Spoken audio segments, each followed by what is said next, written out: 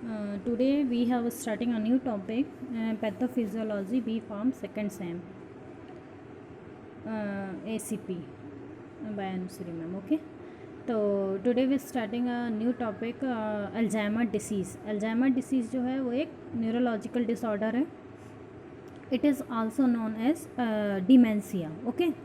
इसमें short term memory loss हो जाती है. हम कंडीशंस भूल जाते हैं जो हम कर चुके होते हैं. कुछ चीज़ें हम भूल जाते हैं जो हम कर चुके होते हैं. ठीक है. जैसे कि हम किसी से कन्वर्सेशन कर रहे हैं तो आफ्टर सम टाइम हम उसको रिपीट कभी कभी रिपीट भी कर सकते हैं और उसको हम समटाइम्स भूल भी सकते हैं. ठीक है. फॉरगेट हो जा सकता है. ठीक है. और तो यहाँ देखिए मैंने अभी आपको नॉर्मली चीज़ बताई अल्जाइमर के बारे में. अब आप यहाँ पर देखिए Alzheimer disease also introduction of Alzheimer disease. ठीक है. फर्स्ट हेडिंग है इंट्रोडक्शन ऑफ अल्जाइमर डिसीज़. ठीक है. इसमें हमको introduction, symptoms, pathophysiology, diagnose, treatment सभी कुछ पढ़ना है. ठीक है. तो Alzheimer disease AD also referred to simple as Alzheimer is a chronic neurodegenerative disease that usually starts slowly and gradually worsens over time. It is the cause of 60 to 70% of cases of dementia. Okay. मतलब वो यहाँ पर ये बोलना चाह रहे हैं कि अल्जाइमर डिसीज़ को हम AD से रिप्रेजेंट करते हैं. Also refer to as simply as Alzheimer's. ठीक है. ये अल्जाइमर डिसीज़ जो है वो क्रॉनिक न्यूरो डिजनरेटिव डिसीज़ है, न्यूरॉन्स की डिसीज़ है. ठीक है. एंड यूजली स्टार्ट धीरे धीरे वो स्टार्ट होती है और स्लोली क्या होती है लॉन्ग ओवर टाइम तक बने रहती है. ठीक है. धीरे धीरे वो स्टार्ट होती है. It is cause of 60 to 70% of case जो होते हैं वो डिमेंशिया के होते हैं. ठीक है. 60 to 70% केस बोल रहा है किसकी, डिमेंशिया. और dementia is also known as Alzheimer disease. ठीक है. It is also represented AD.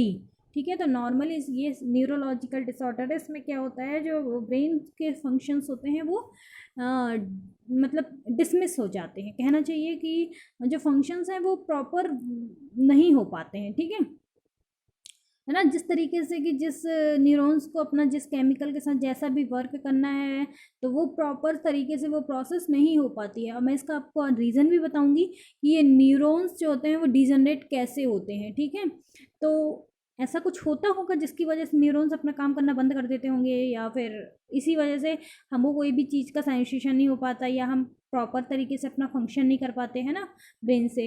तो यही सब चीज़ें जो होती हैं वो अल्जाइमर डिसीज़ में होती हैं. अब मैं आगे आपको और बताऊंगी पैथोफिजियोलॉजी में कि कैसे ये न्यूरो डिजनरेशन होता है. ठीक है. न्यूरॉन्स का कैसे फंक्शन जो होता है वो चेंज होता है. ठीक है. जिससे ये अल्जाइमर डिसीज़ होती है. ओके. तो सिम्टम्स ऑफ अल्जाइमर डिसीज़ में अब देखें. फर्स्ट बोल रहा है forget name of family, some confusion in situation outside the familiar. ठीक है. कन्फ्यूजन होती है, हम फैमिली का नेम भूल जाते हैं. और डिफ़िकल्टी होती है रिसेंटली लर्नड इन्फॉर्मेशन, किसी भी रिमेंबर करने में किसी भी इंफॉर्मेशन को डिफ़िकल्टी होती है. फोर्थ बोल रहे हैं स्लीपिंग में प्रॉब्लम होती है, trouble determining the location, poor ability to think, किसी भी चीज़ को हम सोच नहीं पाते, पुअर एबिलिटी होती है. प्रॉब्लम स्पीकिंग भी हो सकती है, स्पीकिंग में प्रॉब्लम हो सकती है. रिपीट सम कन्वर्सेशन, हाँ मैंने आपको बताया था कि किसी भी चीज़ कन्वर्सेशन जो करते हैं हम एक दूसरे से वो भी हम रिपीट कर सकते हैं. तो these are the basic 5-6 symptoms in Alzheimer disease. Okay. Of Alzheimer disease. अब देखिए pathophysiology of Alzheimer disease. The tau hypothesis processes proposes that tau protein abnormality initiate the disease cascade. In this model, hyperphosphorylated tau begin to pair with other thread of tau.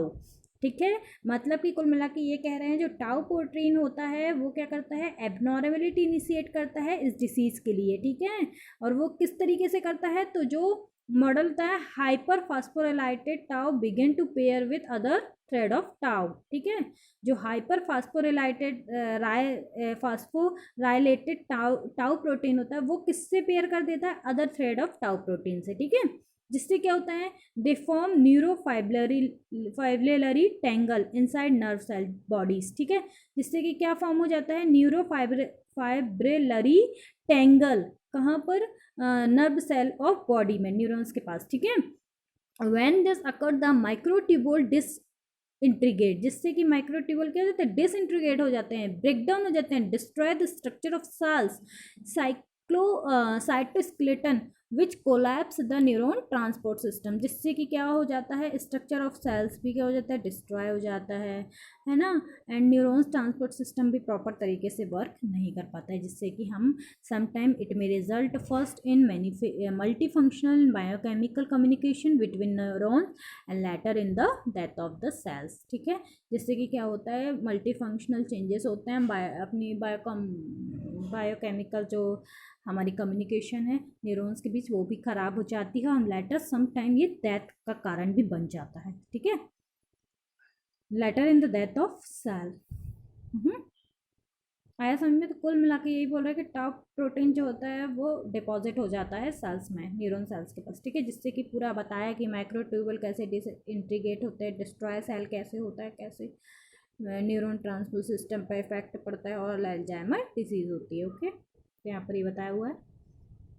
इसके बाद हम diagnose देखेंगे। Diagnose में हम 3-4 methods use करते हैं for the determination of cerebral pathology and सब type of dementia, ठीक है, डिमेंशिया या फिर सेरिब्रल स्टडी ऑफ सेरिब्रल को करने के लिए हम 3-4 मेथड फॉलो करते हैं। फर्स्ट सीटी स्कैन, उससे पूरा स्ट्रक्चर के थ्रू आपको एनालाइज कर लेंगे आप, कंप्यूटर में आ जाएगा, कंप्यूटर टोमोग्राफी है ये, इसमें आपको पूरा कैप्चर हो जाता है, जो भी ब्रेन का अंदर का जो हो रहा है ना वो पूरा कैप्चर कर लेते हैं हम स्कैनिंग के थ्रू, जिससे, और एमआरआई से आपको पता है मैग्नेटिक रिजोनेंस इमेजिंग से तो पूरा ही हम एक एक चीज़ फंक्शन को कैप्चर कर सकते हैं कि बॉडी के अंदर क्या प्रोसेस हो रही हैं और क्या नहीं हो रही हैं। Single photon emission computed tomography SPECT है ना, और PET मतलब पॉजिट्रॉन इमिशन टोमोग्राफी, ये सब can be use to help exclude other cerebral pathology as well as sub type of dementia, ठीक है, हमको डिमेंशिया को डिटरमाइन करना है ना, तो हम इन सब चीज़ों से 3-4 चीज़ों से डिटरमाइन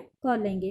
कुल मिला के सब चीज़ें स्कैनिंग के पर्पज से यूज़ की जाती हैं, कि हम हर चीज़ का हम स्कैन कर लेते हैं कि बॉडी के अंदर क्या प्रोसेस कहाँ पर हो रही है और नहीं हो रही है, उसके अकॉर्डिंग हम क्या कर लेते हैं, डिटरमाइन कर लेते हैं कि अल्जाइमर डिसीज़ है या नहीं।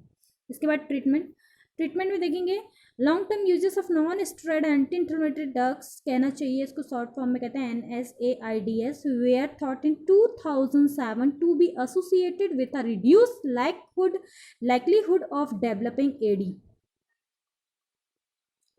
Evidence also suggested the notion that NSAIDs could reduce inflammation related to amyloid plaques, ठीक है, एमिलॉइड प्लेक्स भी टायोप्रोटीन सी का जो रिड्यूस करता है ना इसमें इन्फ्लामेशन, उसके लिए हम नासिड्स का यूज़ करते हैं। नासिड्स जब ये रिड्यूस हो जाएगा तो वही क्या है, अल्जाइमर है, डिमेंशिया का केस में यही होता है, इसी को रिड्यूस करना है, इसी को तो तब हम उसमें क्या कर सकते हैं, अल्जाइमर को ट्रीट कर सकते हैं। ओके।